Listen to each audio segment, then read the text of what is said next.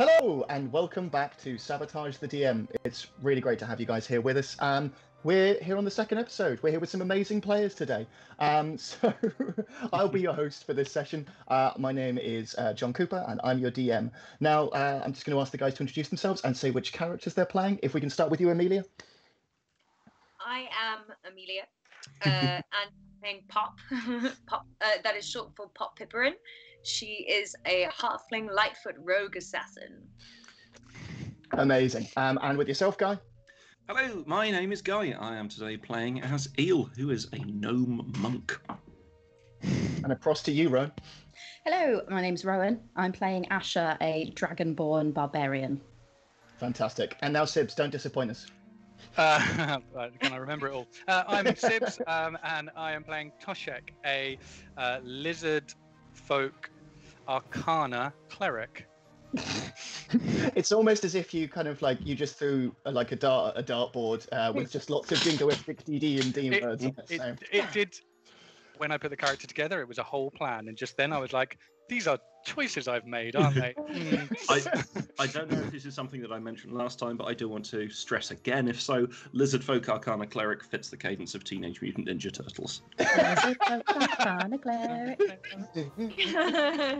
Yeah. I also think that Pop's race and class also fits that, but I wasn't switched on enough to pick up on it at the time. Can I ask that if Toshek pulls off anything particularly heroic, that we can all chime in with that? I mean, I would love for that to happen, but we've met Toshek before. Yeah. Heroism. He can climb a rope real good. He ain't so good at heroics. So, guys, thank you so much for tuning in and joining us here on what's supposed to be a one-shot, but is usually a two-shot, because, I mean, if you've played D&D before, you know that it never runs the length that it's supposed to. We really appreciate you guys tuning in with us. The community is a huge amount, and it's been building and building over the course of the last few weeks. So I know we've got some new people tuning in with us this week. Don't worry, if you haven't seen last week, we will catch you guys up. If you did follow with us last week and are here again to follow along, and also if you've played this module before and you want to see the differences, welcome. We're really glad to have you guys on board. Please do give us a message in the chat box. Oh, I see Eleanor's just popped up. Eleanor, nice to see you. How you doing? So yeah, do drop us a little message, let us know how you're getting on, commentate on things, drop us some jokes. We're always really happy to have you guys in the fun. So we should probably talk about what this module is. This is Jack's Funhouse. It's a module that's written by two people named Jeff C. Stevens and Remley Farr. It's available from DM's Guild. That's where I picked it up from and kind of fell a little bit in love with it. It's a brilliant episode genre horror piece that looks at a group of adventurers going through a fun house and encountering some terrifying clowns, some pretty scary classic holes, which we'll come to later, and a whole raft of other curious and slightly terrifying things to encounter. So let's just catch you up on what happened last week. Our adventurers found themselves in a town where they came across a tavern filled with a mayor and a lot of inhabitants whose children had been kidnapped. Our adventurers, some of them bravely stepped forwards. Who was it who stepped forwards again? I think it was Pop and but first it was Rowan. I recall Pop sort of flinging herself at a situation. Like Boris Johnson wanting to be his friend. Exactly. I think it's more like the mayor pulled us in, and we were happy to help once asked. I think your exact words. Yay, I'm popular.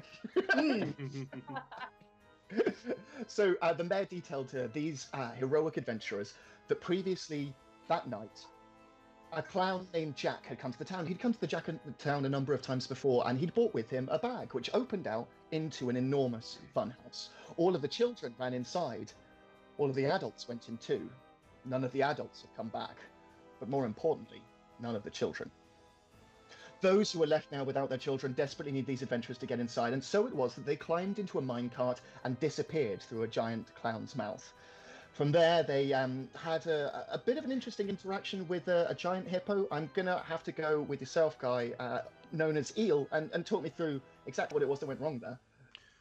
Well, the problem is, right, if you've got a group of people together and they're attacked by a giant hippopotamus, like, people are generally smaller than a giant hippopotamus, so there's not much you can do to really not get bitten by an hippopotamus, you know what I mean? That was said like a true nature documentary historian there. Thank you so much. After traversing and interacting with a were-hippo, half were, half hippo, they then face dangers such as the classic hole. Now, I think I'm going to come across to Pop here, because Pop, it was a combination, I think, of me being a nervous DM and some bad rolls, but if you can talk us, in a very quick version, play-by-play, through the classic hole. Right, the classic hole, the scenario. I tried to do some really awesome rogue skills and be like, yo, I have some really high dexterity and so practice some amazing athletics and whatnot. So I was just going to walk over it like nothing was wrong, and then I fell in. And then I tried to get out the first time, and I fell again. And then somebody, I think it was Toshak, tried to help. No, Asha. Asha tried to help me up. Yeah, and Asha actually did help. And failed. And then Asha tried. And seeing as the hole was only 5 foot deep and she is about managed to succeed the last time, but we did end up getting stuck for about 10 minutes. Which I think is every D&D player's experience of D&D, which is that sometimes things that look easy are really hard. From there, you guys sleuthed your way through into a room where there were a number of balloons and a tiny hole, which enlarged when you smashed the balloons. And inside was a curious person aged beyond their years. You attempted to save them, but in the moment as you were exiting the giant hole, it closed around and crushed them, grinding them to dust. They then attempted to sleuth their way through a rotating tunnel, which led them to a crossroads. Now, before we discover exactly which path it was that they chose and went down towards the end of the last session, I have to ask, a lot of people have been talking about on social media, a lot of people have been discussing what we call face-licking gate. Now, face-licking gate, we're going to have to go across to our correspondent in the field. Can you please talk us through why it is that you believe that Toshak licks people's faces all the time? Well, it's just what he does, isn't it? No, Toshak, being the kind of lizard and the kind of cleric that he is, needs to, feel the sense and the flavour of the people around him. So both to help them and to judge them, he must lick their faces. And at certain points, some people may have protested, hey eel, but eventually people come round to it and they start loving the licking of the face. And it does bestow on them some magical properties, doesn't it? So it gives them It does. It is. It's how I bestow my guidance upon everyone. So licking them will help. It's also how I cure and do a few other things, which you'll find out about later. I'm very much looking forward to that, and also slightly terrified. Guys, thank you so much. This is going to be a wonderful game. And just before we kick in, there's a couple of very quick plugs that I would like to just point out. The first is that it's LGBTQ month, and I came across a stream that's going to be happening on Saturday the 20th here on Twitch. It's the Bi-Fi Festival, and it's a celebration of bi voices and thought-provoking discussions and entertainment from a variety of performers. If you want to find out about any Bi Pride events, then you can go to bipride.uk.org/events. Of course, LGBTQ, put that into LGBTQ month. Just put that into Google and you'll find out that there are loads of things going on around your area, even during lockdown. One final thing as well, if you're tuned to this channel, then it means that you might have found us because you've previously been watching Waterdeep Mole Rats. Now, it was on this Monday. We had an incredible session. It was really good fun with DM Joe Thorpe, and it's going to be coming back again next week as the continued campaign goes on. I don't know if any of you guys caught it, but they were basically doing a lot of really fun studying at Hogwarts for D&D style play. So they were being tutored by a lot of their teachers. It was like really funny from beginning to end. Please do come along. Check us out when that's on. It's live on Mondays from 4 until 7. Okay, shall we play some D&D? Yeah, go on then. But no, come on. I don't want to turn into a children's entertainment. No, do it, don't. Should we play some D&D? Yeah! That's good. That was almost a dab that we got there. Just yep, there we go. There. Dab of the dab? I don't know. So, when we left our adventurers last, they had reached a quite literal fork in the road. They had one choice off to the west of them, which led to a doorway. Carved in that doorway were two symbols, an eye and then a line and then an eye, exactly the same, looking back at it. They chose to ignore this door. You'll probably never know what was behind it, unless they chose to go a different route, in which case you'll definitely find out what was behind it. So remember that symbol. But they chose to go the far more terrifying, the far more deadly route. They chose to go the direction of the child's shoe. To be fair, Eel did advise that going the direction of the child's shoe was definitely not a wise choice, but the pontifications took so long that the energy of it was overtaken by Pop, who ran headfirst into the danger she was unaware of. So, what happened is the two of our adventurers headed up the corridor to the north, pushing open the door to reveal an enormous ball pit. Hooray! It's like going shopping with Mum and Dad on the weekend again. This ball opportunity to dive in, what they found was that the ball pit was glowing. Something inside was breathing incredibly deeply. And so now, See, man, the adult ball pits, you just don't go into them. That's what happens. Deep breathing and funky stuff underneath. I'm just saying that now. Hang about it a little too much. So, okay, we are up front. Can we say Pop and I think it was Asha? You guys were the first into the ballroom. So, can you tell me? You literally run in through the door, and then there's a moment where the lights seem to flicker and they die for a moment. You see the ball pit begin to glow, and some of the balls rise into the air, as if some enormous creature is stirring underneath. Then they go to calmness, and the lights come back on. What would you like to do?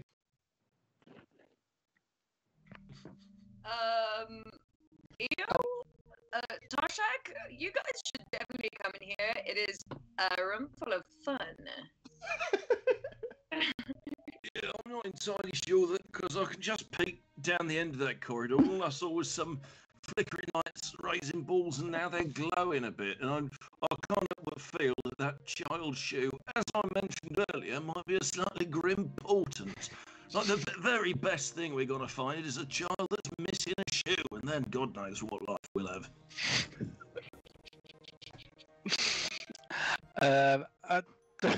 Toshek is snapped out of the trance that he was in for his 10-minute ritual of trying to detect magic by all of that magic.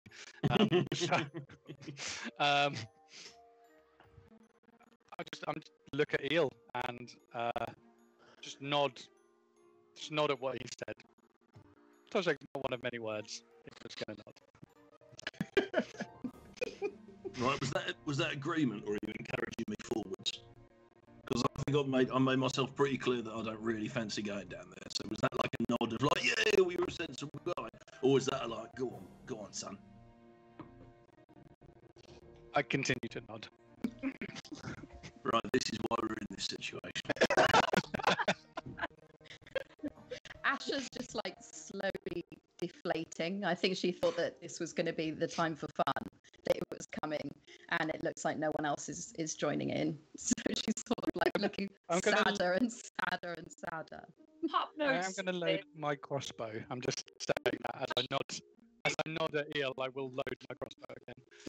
Okay, so those of you guys who are still there in the ball pit room, what you start to see is as the lights have come back on, there are a series of entrances and exits. Off to the west is a set of double doors, and just above them you can see a picture carved into the symbol, which is a slide. Off to the north, you can see a door that says staff only. Off to the west, you can see a door. I'm just getting a couple of messages in. Cool.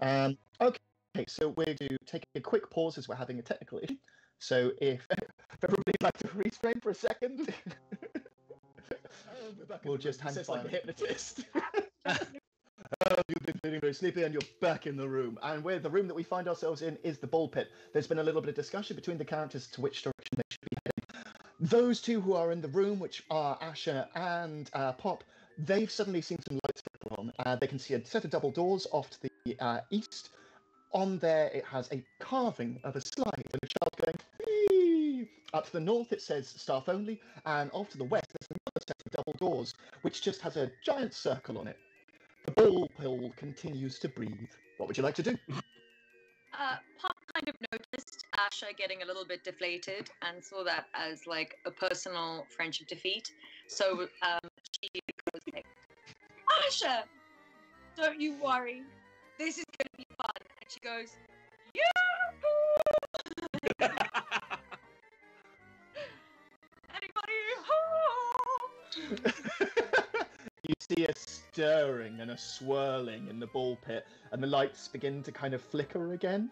And then it all sort of slowly goes down, and you can hear a hum. Hum.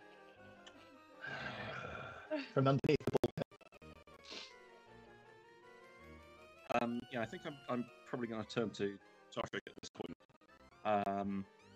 And yeah, so the thing that's happening here is, despite all of our protestations, well, my protestations, and you're nodding and readying your weapons, it looks like they're both still in there, and I'm not entirely convinced that it's a good plan, but.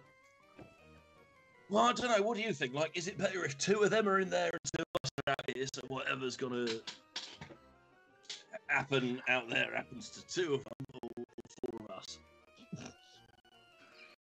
Joshek walked past Eel and into the room. Mid-sentence as well. He was like, two out here, two in there. He's just gone. Okay, well, out of character, I'd like to say that Eel goes... and then follows Tasha. Great. So you guys can move yourselves up then, please, and into the room. That'd be great. Okay, so entering the space, you see the rooms that were described to you, the softly breathing ball pit. Can I get a roll for perception from yourself, Pop, as I think you're the most engaged in the ball pit? Absolutely.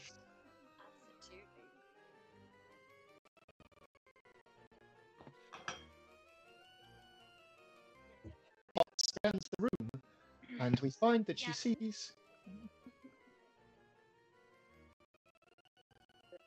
I perceive. Egg! You go momentary blind for a second. It's almost as if you completely shut off, your eyes close, and it's as if you have that moment of madness that you had back in the first game. That confusion just piles over you once again. Okay, so in which case then what I can say is that some of you guys can see that there's a certain front section towards where you're stood at the ball pit that begins to move slowly back and forth, and then it's also slowly moving up and down. It's as if something underneath has shifted its weight and moved towards it. 16, Toshek. Okay, so you Sorry, can I'd like see- to roll perception. I can see that, much like your character, you have done what you wanted to do before. I love Before it. any, yeah. Yeah. So you perceive that there is a set of eyes that are now staring back at you from the ball pit. They are quite far apart from one another. I mean, I'm just gonna. Oh God! I'm gonna shoot my crossbow at one of the eyes because I've shot my crossbow in every room, and eyes we particularly know so well, and it's gone bad so far. Okay, so God, I had a kind of like premonition before the game started. I was like, I hope that Toshek doesn't get carried away in this room. Because you just kind of know that he's gonna, don't you? Okay, so Everyone's eyes so far. yep, you really have. Beautiful target.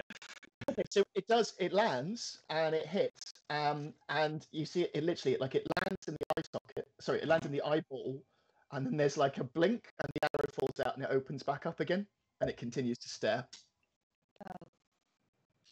Ooh. There's I go, something very big in here.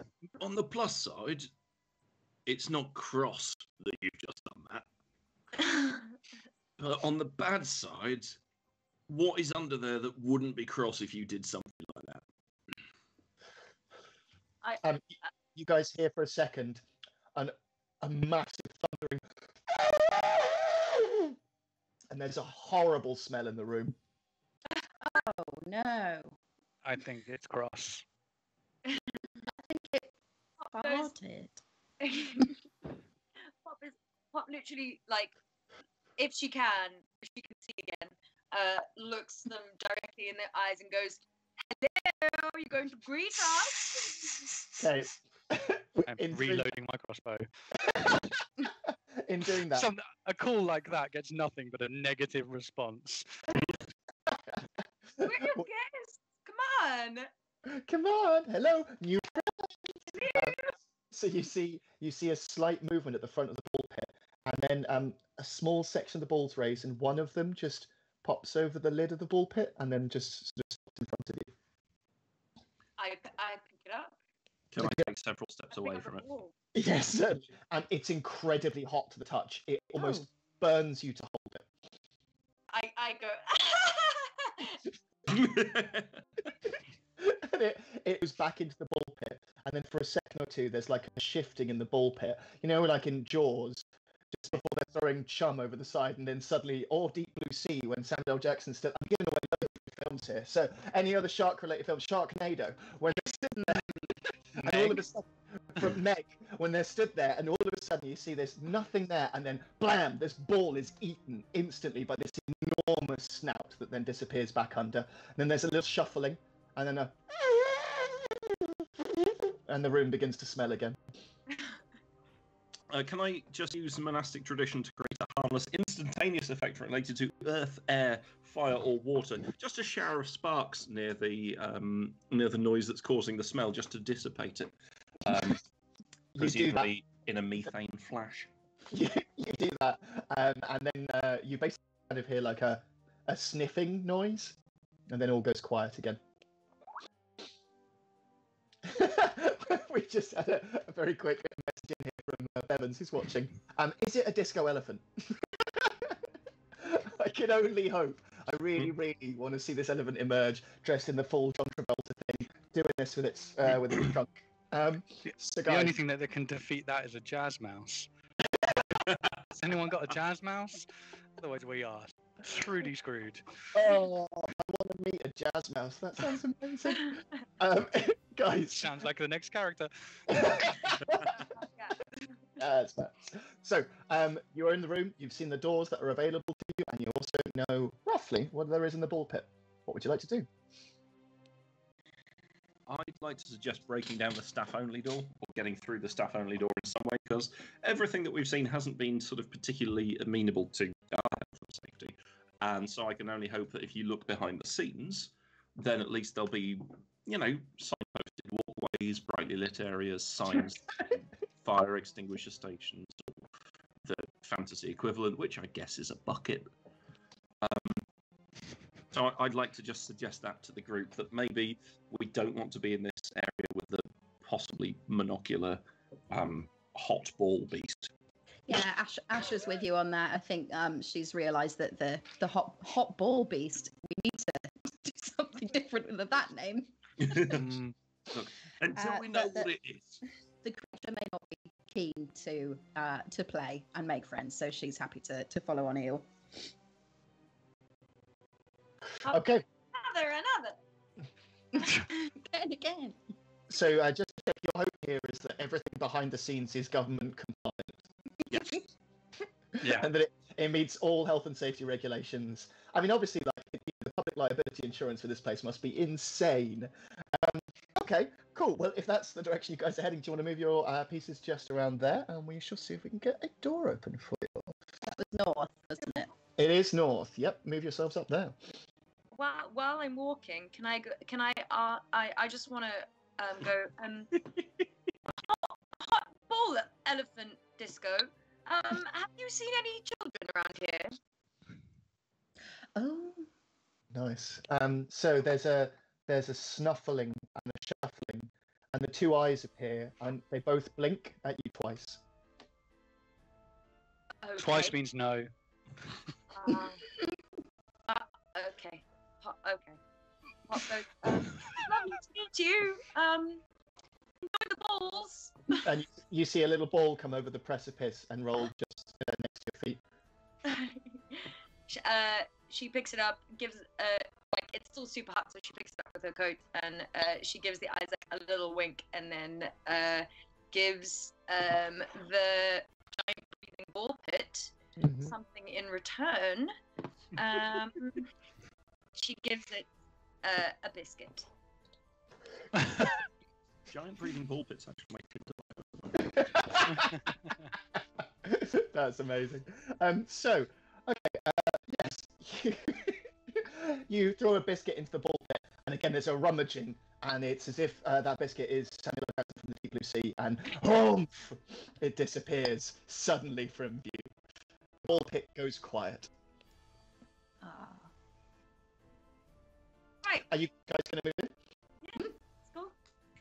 Can I just, whilst everyone else moves out of the room, can I just ask the ball pit, does 2 blinks mean no? There you go, it goes.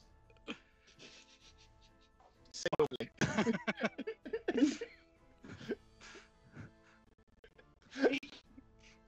I'm going to leave the room. It's fine. Is it just open? Could we just go? Yeah, you should just be able to step through. I've been able to step up. Yep. Great. Sweet. Before I go in, can I do a quick perception check to see if I can see Oh yeah. anything?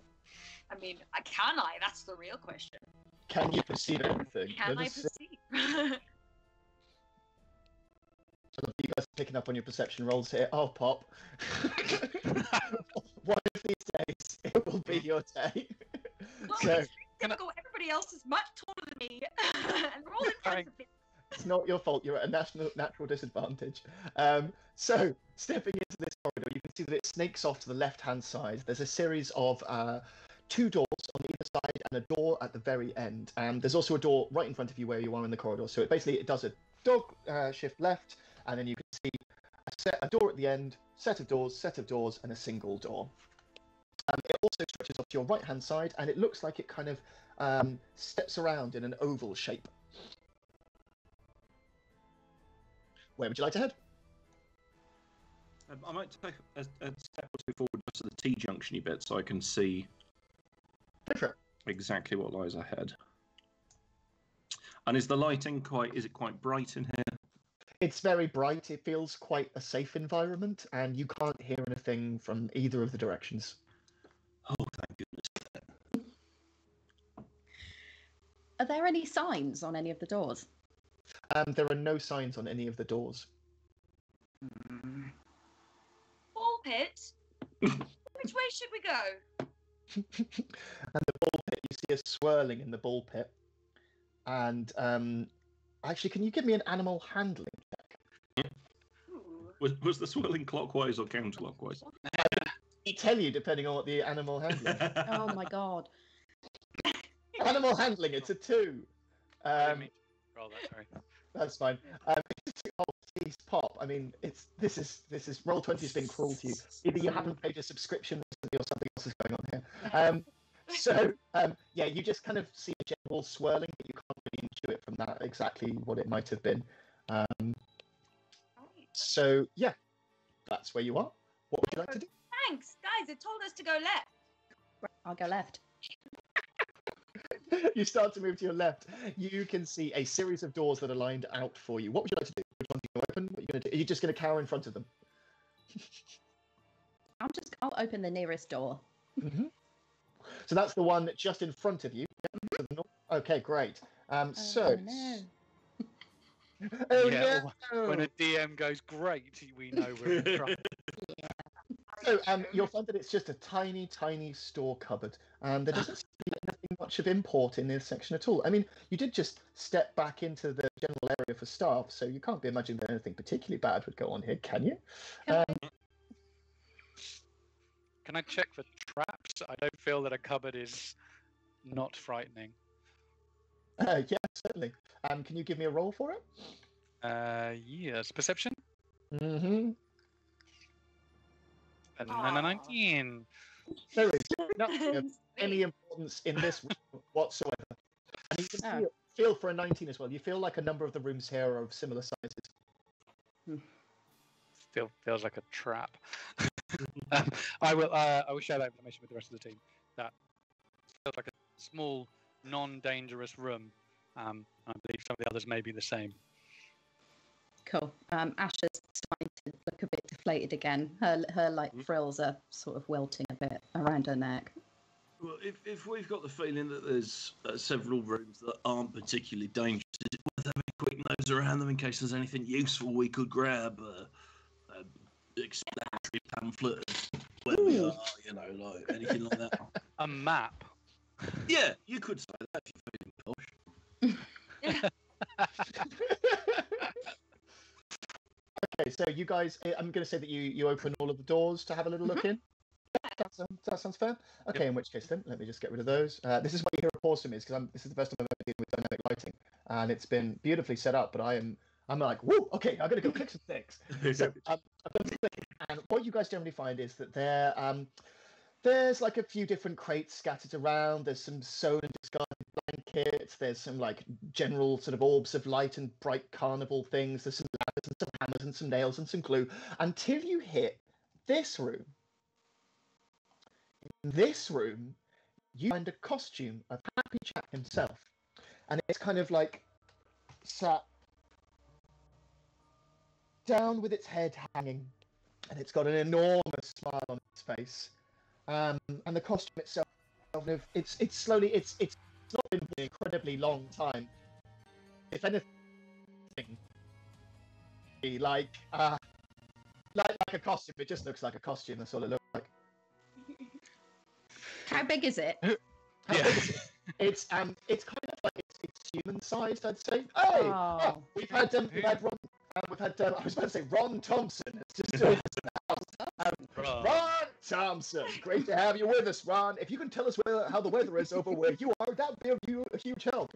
Yes, Rob Thompson's just joined us. He's one of the guys who's there on a Monday night playing. And if you guys haven't seen it yet, I'm going to say a single word. It's Tunk. And Tunk is the character that he plays, who's an absolute superstar. We love you, Tunk. We'll see you on Monday nights.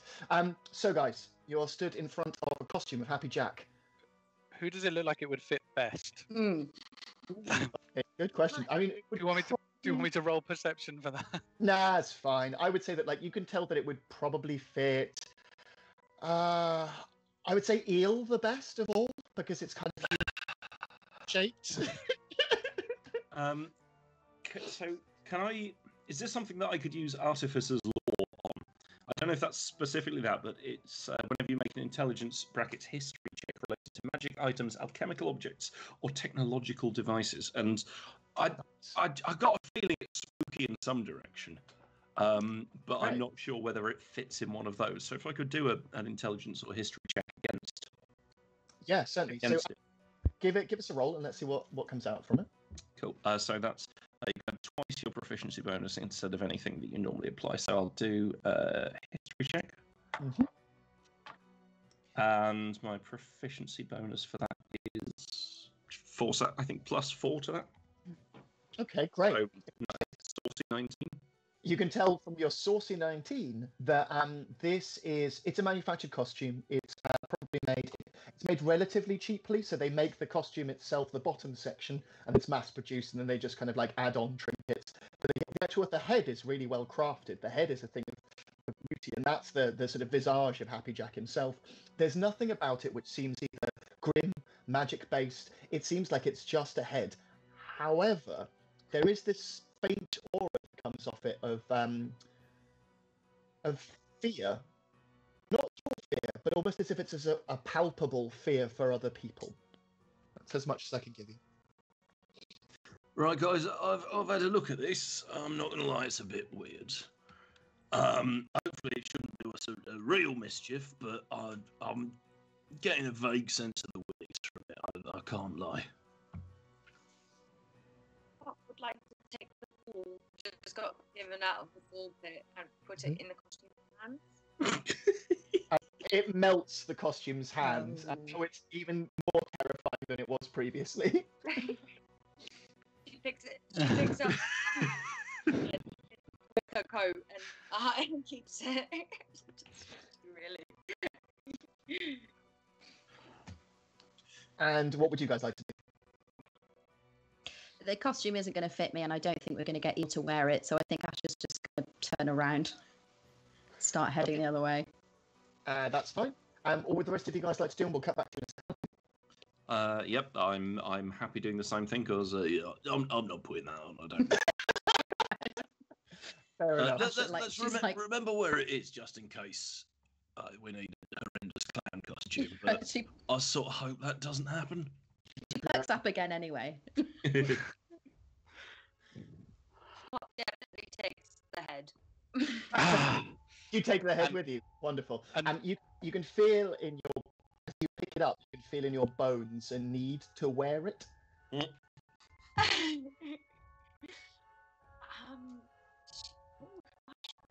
is not that smart, so she starts slowly bringing it towards her head. Okay, you place it on, and you can tell from inside that this will terrify adults but delight children. I am both. Did you just say I am both? Great. She like with it still on goes, oh my gosh, guys, this is both terrifying and delightful. So basically, having this on you will give a few different effects. It's gonna have to, anything that's an adult, it'll basically make them do like a wisdom saving throw, and from there it'll determine whether or not they get a little bit of short-term madness for a few minutes. So it's a nice thing to have around should you come across any adults. Lovely. Do I have to do a wisdom saving throw? Yeah, do any of us need to wisdom check? No, you guys are fine on this occasion. I'm not gonna, like, if I was looking to punish you, we would go through that. But I think we want to keep. Is it because we saw her put it on, so we know it's not? We scary? know. Yeah, exactly. Like as someone who's had a good look at this hat and found a vague sense of discomfort from it, if we're trying to find both the children and the adults to rescue, do we really want to be in a space to automatically give the dickens to the adults if we see them? Are we hunting adults as well? I thought we were just hunting children. I thought it had gobbled up adults and children. I thought we were helping Oh, yeah. children. No. You're looking to rescue the children. Both adults and children went in, but you haven't come across where the children are at the moment, and there's an expectation that the adults themselves are probably dead. Oh, right. Sorry, that was purely to check hunting children, because hunting human adults is a weird one. That would be too much. Yeah, come on, don't be weird. Hunting children, fine. Pop will Anyway. take it up and wrap it up. You know, like when you have like a head on your hip, like in God of War. Mm-hmm. Nice. That like a hip head, like a talking hip head. Wonderful.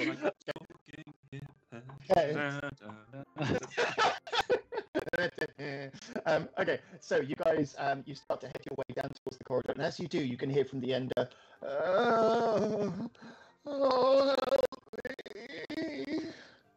So, you guys can go back into the room where you were, so down towards the ball pit, or you can head in the direction of the individual that's crying for help. What would you like to do? I will go towards the help. Yeah, I'm good for that.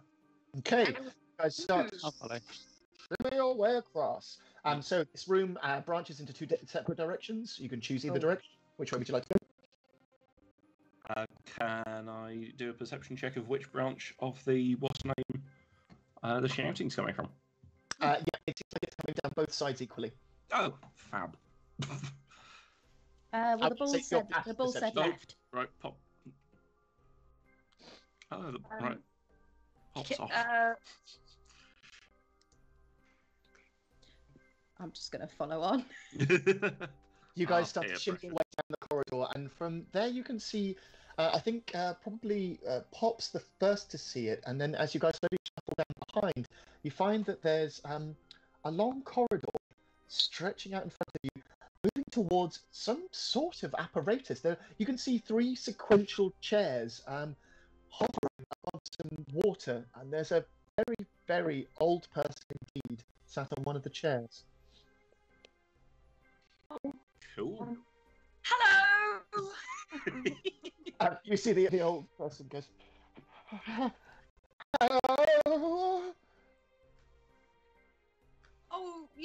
Oh no, you look really sad.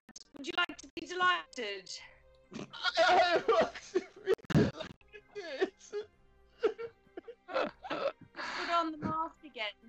Oh, it's beautiful. They go to I'm not clap gonna their take hands. it off very quickly and make it a hip head again.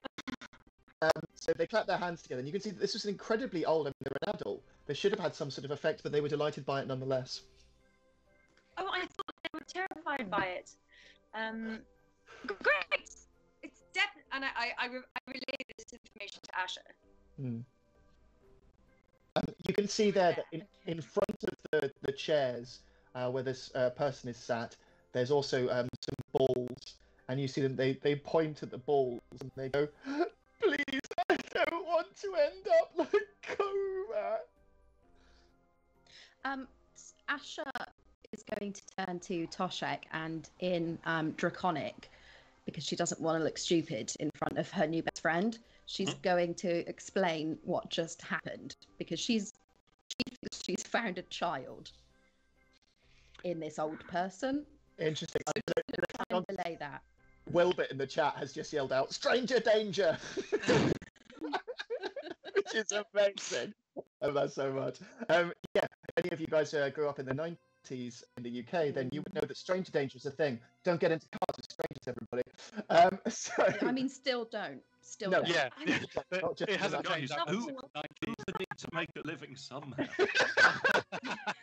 You know the name of the driver before. Even then, no. Okay. Yeah. Okay. Let's find out what happened with these guys. The balls and the water that the person is sat over. So you turned to me and said that this has happened. I'm gonna nod and reply in Draconic. I think you're right. I think this is an young old person. Can you check with magic? I will nod. I will nod. I will cast message Mm-hmm. to the old person on the chair and go, "Are you a child?" You hear in response from them, they kind of go like, "I'm only 6 or 9 or 5. Oh, it hurts to be old."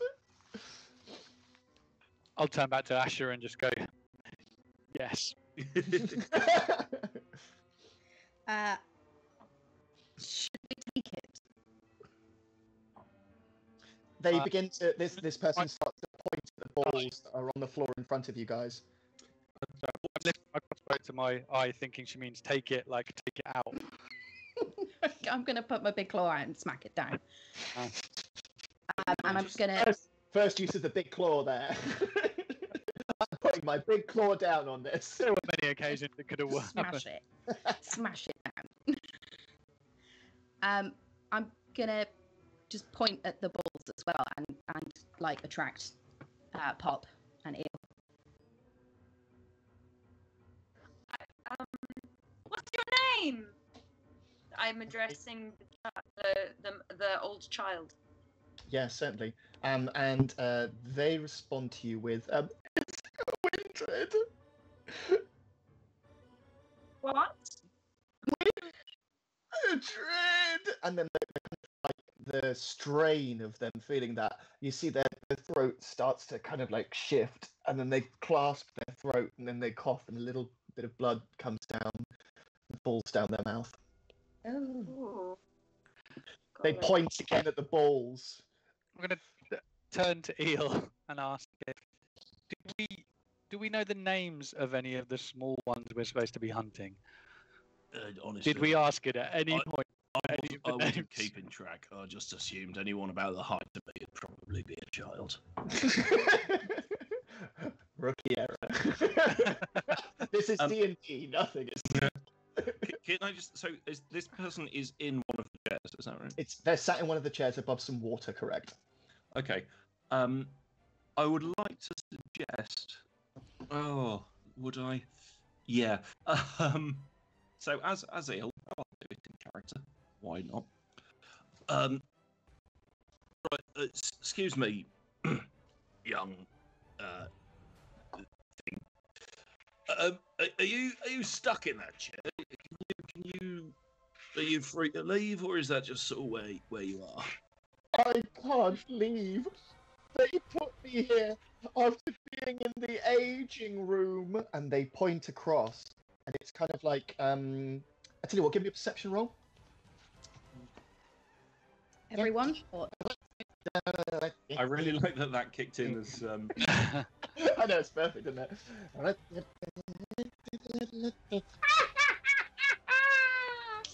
Still just Bioshock again at the moment, and I just have this going around my head all the time. Welcome to the circus of values. Come to the circus of values. Yeah. Okay. So 15. You can tell that they're pointing back in the direction that of the room that the previous person that you came across was. You put together in your head when they said in the room of aging that the person that you came across previously was also aging. Can I ask as well, like, if you fall into the water, will that harm you, or are you all right? And they say, "Make me," and the more blood starts to kind of come out of their mouth, and it stains their clothes and go down, and they point towards the water. Did he say lick me? Yes. This And you see that blood-covered old child. the older person goes and points to the balls and points to the water. And you guys can see obviously that there's a target just underneath the chair.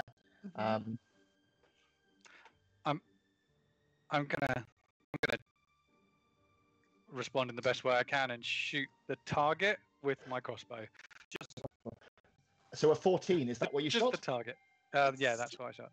Perfect. So it's a perfect shot. It's coming from off to one side, but it lands dead center of the target. And you hear and like a light flashes in the room. And you see the person go, yeah! And the chair collapses and they immediately plunge into the chair. And there's some kicking and thrashing. And you see the water turn black for a second. Then all of a sudden, an incredibly young hand comes out from inside, followed by another. And they pull up, and they're wearing like an old-fashioned. I can't remember what they're called. Like when university students when college students graduate, they've got like a mitre board. Is it mitre board? Mortarboard, that's the one. So they're wearing a mortarboard. As they start to come up, they're also wearing robes. And they go, oh, thank goodness, you put me into the air, youth water. And then they step all the way up. They're absolutely sodden in it. And they go, I must get my board.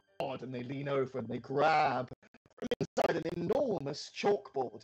They've also, they then go, and my T-square. So they go in and they grab their T-square, and then they also grab from inside a tiny bit of chalk. They sort of get the water off themselves, and they look at you all and they say, thank you so much. Hold on, I'm just checking if I've messed something up here. No, okay. No, okay. Maybe I put the wrong thing with the wrong thing here. Sorry, bear with me for 2 seconds. I was just checking something out. Because I'm not very good at multitasking. There we go. Sorry, this is what they look. Tasking. Double task expresses your breath naturally. That is what they look like, and they start to turn towards the chalkboard again, and they go, "I know you're paying attention. No. I say, are you paying attention? Of course I'm paying attention. I'm leading the class. I haven't been a teacher for about a year for no reason. Right then, what do you know? Right, what I know, Sunshine, is that a couple of minutes ago that you were claiming that you were 5 or 7 or 9, and now you're claiming to be a teacher. You've been a teacher for at least a year. And all that changed was that you had a very quick bath brought about by my colleague's crossbow here.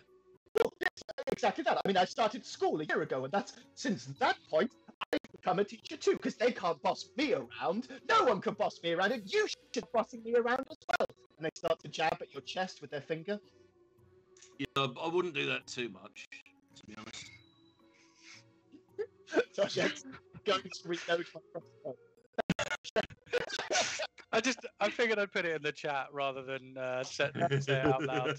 I've got it on a quick key here. Okay, so Windred turns to you and goes, "What lesson is it that you want to be taught?" I suppose you've got what the bloody hell's going on 101, have you? Oh, you want to learn history, do you? Classic of children of your age don't know anything about history. Yeah, all the statues are gone, that's why. It's a boomer. I'm going to turn to and draconic. I think he needs more water. Oh, that could be fun. And I'm gonna say that in common, but just out loud, kind of to everyone. I say, he needs more water, and I'm just gonna give him a shove. Push, they go, "Young lady, I won't be tolerating anything like this in my class." No, like a push. Oh, is it you're going to try and push them back into the water? Yeah. Okay. I've just had someone in the chat asking, "Is it Rick Mel?" If it was Rick Mel, I'd be doing this. Oh no.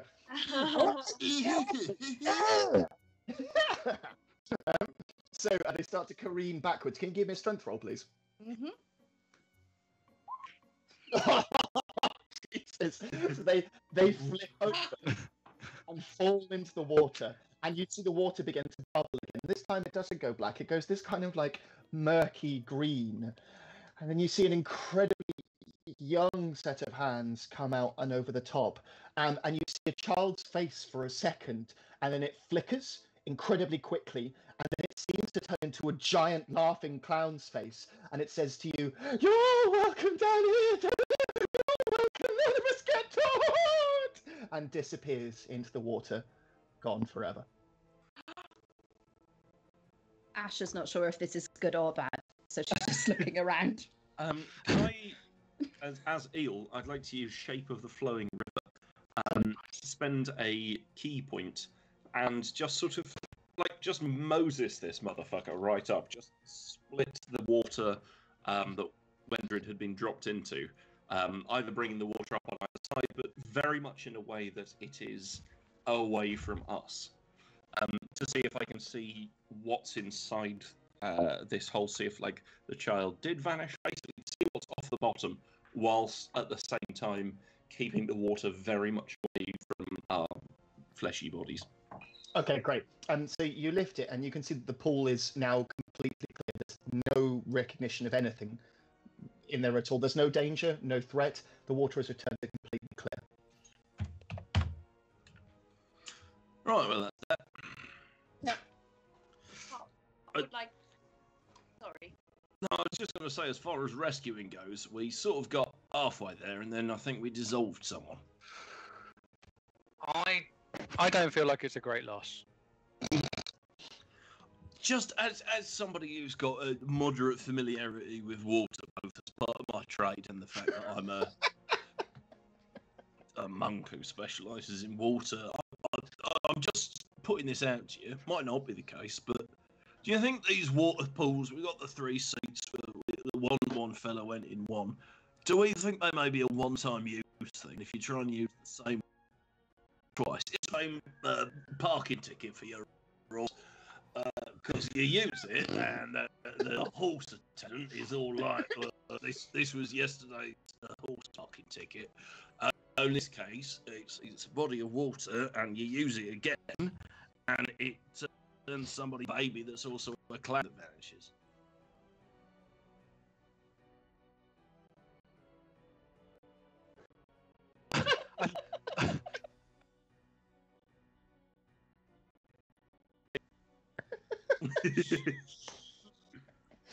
Movement of heads. Kind of gesture. Look, all I'm saying is, if you've got more than one pool of water, you dip somebody in once. Maybe dip them in a separate one the second time, just in case. Did they by any chance drop the chalk before they got shoved in? I don't think that. Do you know what? Actually, yeah, probably the items that they were carrying are still hanging around. Yeah, let's say that. Let's see what you want to do. By the way, we just had a great suggestion that you guys are basically doing a Team America style rescue there. So, in the chat, 100% accurate. We got this, guys. Let's montage. What would you like to do with that? Pop? So Pop takes the chalk and she draws a big old X on the water, the one that the person just went into. So we're like, and she goes, "Ew, you know what? It's probably good to remember." Draws an X on it, and then she empties out her water, leather, her water skin, and fills it up, but very, very carefully without touching any of the water. Fills it up with some of the water. Is that from a different one, or from the one that you've just drawn the X on? Let's do a different one because you know I what? only ask because Pop sounds Neil like knows- an absolute maniac.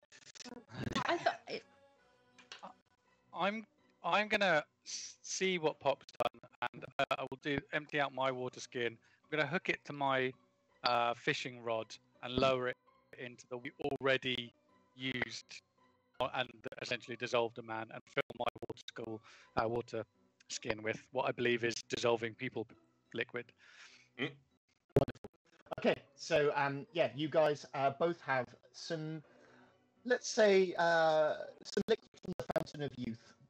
Let's put it that way. You guys have seen what effect it has. It de-ages an individual. Wonderful. Down to your to the south of here, you can see that there is a door, and there is nothing that marks this door. It, much like the back of the other no staff areas, has no markings at all. Would you like to go through it? mm-hmm. You can move the way through.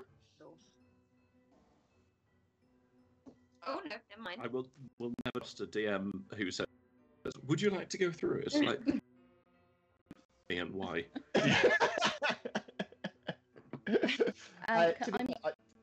Go on. I'm gonna make a perception check. That's Great. all right. I've gone step through the door and I saw Let do me this take before. what's doused, and then we'll take. Okay, you can see the corridor opens up in front of you, and it snakes off to the west, and you can see that there's a set of double doors with a circle on it, and then it continues down, and off to the east there is a small room that just says bedroom. At the very south of the room, there is a symbol with an eye and a line and an eye.